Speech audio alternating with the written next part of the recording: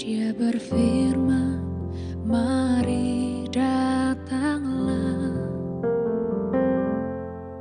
Dia selalu pedulikan aku. Ku datang, Yesus. Dia pikul segala bebanku. Sujud di altarnya, ku bawa hidupku, ku terima anugerahnya. Dia ampuniku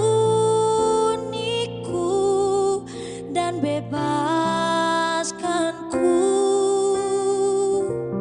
Dia ubah hidupku, barui hatiku. Sesuatu terjadi saat datang di altarnya. Shalom, selamat pagi jemaat Tuhan yang terkasih. Mari kita memulai sapaan teduh kita di pagi ini dengan bersatu di dalam doa. Bapa di surga yang maha baik, kami mengucap syukur berterima kasih atas anugerah yang Kau berikan kepada kami, nafas kehidupan yang sampai pagi ini masih boleh kami miliki. Tuhan, kami mau memulai hari ini dengan terlebih dahulu merenungkan firman-Mu. Berbicara Engkau Tuhan, dan biarlah Roh Kudus yang menerangi hati pikiran kami semua. Dalam nama Yesus kami berdoa, amin. Bukan orang sehat yang memerlukan tabib, tetapi orang sakit. Aku datang bukan untuk memanggil orang benar, tetapi orang berdosa, supaya mereka bertobat. Ini yang menjadi renungan kita di pagi ini. Statement ini Yesus keluarkan karena orang-orang Farisi dan ahli-ahli Taurat mencibir Dia yang makan semeja dengan orang-orang berdosa, para pemungut cukai, di rumah Lewi si pemungut cukai. Mereka tidak peduli bahwa acara makan bersama di rumah Lewi itu adalah acara syukur Lewi setelah dia memutuskan mengikut Yesus, meninggalkan segala kepunyaannya, meninggalkan pekerjaan lamanya, menjadi murid Yesus. Bagi orang Farisi, orang benar hanya boleh bergaul dengan orang benar. Orang berdosa jangan dipertemani. Pemungut cukai pada masa itu umumnya orang-orang yang suka memeras. Mereka korup, artinya mereka menarik pajak lebih besar dari yang seharusnya. Dan karena pajak yang ditarik oleh pemungut cukai adalah untuk orang Romawi yang pada saat itu adalah penjajah, maka mereka pun dianggap bekerja untuk penjajah. Secara manusiawi sangat kita bisa memaklumi bahwa mereka adalah orang-orang dibenci.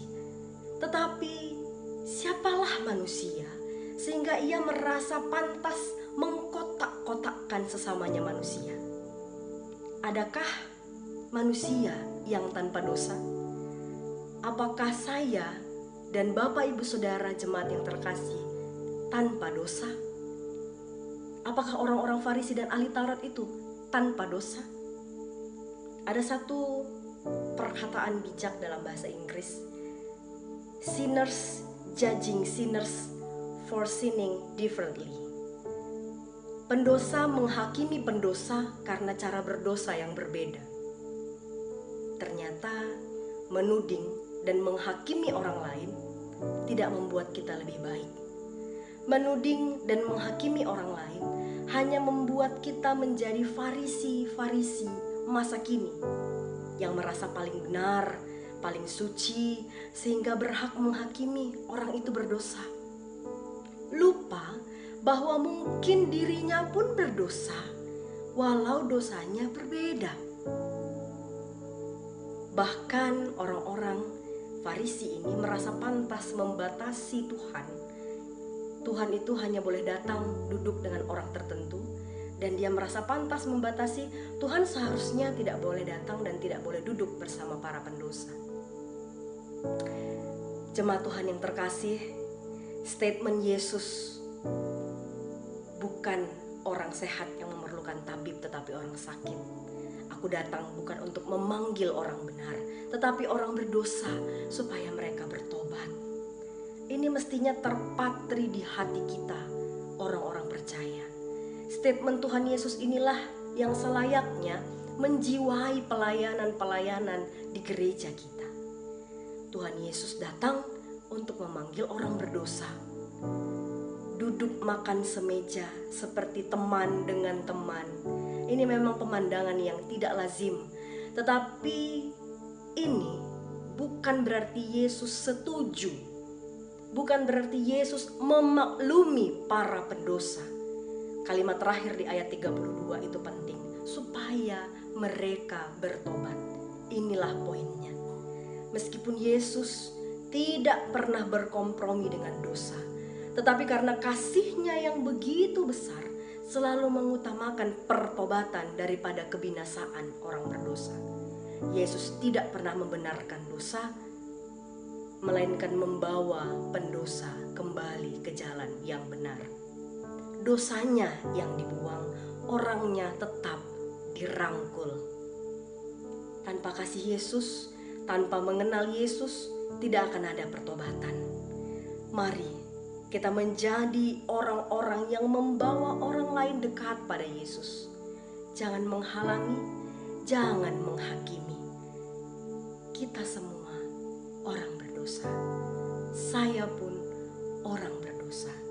Alkitab kita mengatakan bahwa jikalau seseorang tahu bagaimana berbuat baik, tapi tidak melakukannya, dia sudah berdosa. Gampang sekali membuat kita ini gampang sekali melakukan dosa, jemaat yang terkasih. Maka jangan kita saling menghakimi. Karena kita semua orang berdosa, maka kita semua perlu, kita semua butuh Tuhan. Supaya setiap hari kita diperbaharui. Sebab Tuhan memang datang untuk orang-orang berdosa. Maka setiap hari kita butuh Tuhan. Tuhan yang datang dan makan semeja dengan pendosa itulah yang membawa kita di dalam pertobatan yang sesungguhnya. Ini yang menjadi perjuangan kita melawan dosa setiap harinya. Tidak sanggup kita melawan sendiri, kita harus bersama dengan Tuhan Yesus. Amin. Mari kita bersatu dalam doa. Terima kasih Bapa, kami sudah boleh mendengarkan renungan di pagi ini yang menjadi sapaan, yang meneduhkan hati kami. Biarlah Roh Kudus-Mu yang senantiasa menolong kami untuk melakukan firman Tuhan, menolong dan memampukan kami untuk boleh senantiasa mengingat bahwa kami selalu butuh Tuhan. Karena kami orang berdosa, juga Tuhan kami kembali diingatkan untuk boleh membawa orang lain pun lebih lagi dekat dengan Tuhan, tidak menghalang-halangi dan tidak saling menghakimi. Pada kesempatan pagi ini pun Tuhan, kami bersatu hati berdoa bagi guru-guru KKR, khususnya yang melayani di Klasis Jakarta Kalimantan ini, bahkan di seluruh GBKP. Tuhan, berkati setiap guru KKR yang tetap setia melayani Tuhan. Berikan kesehatan, berikan kesabaran, berikan terus sukacita dalam pelayanan. Ajari mereka untuk selalu kreatif dan inovatif, terlebih-lebih Tuhan untuk pelayanan ini.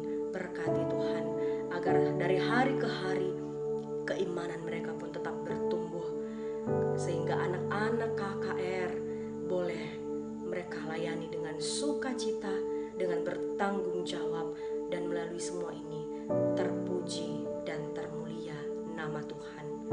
Tuhan mampukan senantiasa guru-guru KKR di setiap runggun untuk mengemban tugas ini Tuhan. Kami tahu ini bukan tugas yang mudah, tetapi Tuhan senantiasa berikan hati yang mau melayani dan penuh kasih bagi anak-anak Tuhan. Terima kasih ya Bapa di surga. Kami sebentar lagi akan memulai segala aktivitas kami di hari ini. Kami serahkan kehidupan kami hanya ke dalam tangan pengasihan Tuhan saja. Di Di dalam nama Yesus kami sudah berdoa. Amin. Selamat pagi, selamat beraktivitas, dan Tuhan Yesus memberkati.